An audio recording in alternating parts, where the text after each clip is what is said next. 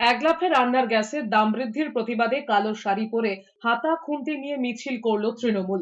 শনিবার ধর্মতলার ধর্ণা মঞ্চ থেকে নারী দিবসে মহিলাদের পথে নামার ডাক দিয়েছিলেন মুখ্যমন্ত্রী মমতা বন্দ্যোপাধ্যায়। সেই মতো জেলায় জেলায় মহিলা তৃণমূল কর্মীরা কালো শাড়ি পরে হাতা খুন্তি বাসনপত্র হাতে মিছিল করেছেন। কোথাও কোথাও উনুন জ্বালিয়ে বিক্ষোভ দেখানো হয়।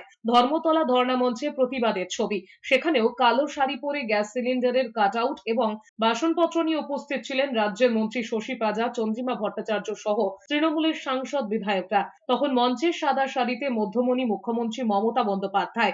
ধর্ণা মঞ্চ থেকে মুখ্যমন্ত্রী মমতা বন্দ্যোপাধ্যায় অভিযোগ করেছেন, 60 টাকা বাড়ানো হয়েছে গ্যাসের দাম। গ্যাস নিতে গেলে 21 দিন আগে বুক করতে হবে। তাহলে এখন যাদের গ্যাস লাগবে তারা কি করবে?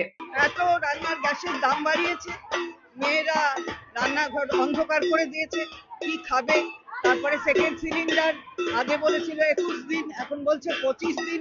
মেয়েদের ওপরে টার্গেট করেছে, মেয়েদের টার্গেট করে ভোটার লিস্ট থেকে নাম কাটছে, রান্নাঘরে আগুন জ্বালাচ্ছে, এটাই তাদের কাজ।